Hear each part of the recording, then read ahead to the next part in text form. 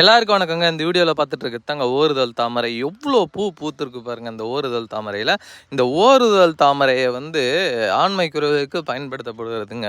அதுலேயும் இந்த விந்து முந்துதலுக்கு பயன்படுத்தப்படுகிறது அப்படின்னு சொல்லி நிறைய பேர் வீடியோவை போட்டுட்ருக்காங்க. அதெல்லாம் உண்மை கிடையாது. இது பார்த்திங்கன்னா விந்துவில் உயிரணு உற்பத்தியை அதிகப்படுத்தும். அதேமாரி நீர்த்து போன விந்துவை குவாலிட்டியாக உற்பத்தி பண்ணி தரும்.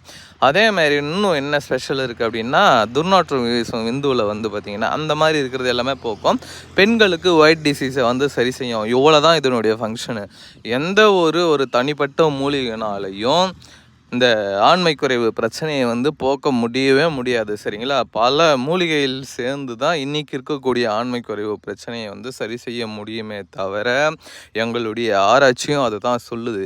அதனால் தயவு செஞ்சு ஒரு மூலிகையை கொண்டு நம்ம சரி செஞ்சிடலான்ற ஒரு தப்பான கண்ணோட்டத்துக்கு நோக்கி போகாதீங்க. அவ்வளோதான் சொல்லுவேன். ஓகே, இந்த வீடியோ உங்களுக்கு பிடிச்சிருக்கோம் நான்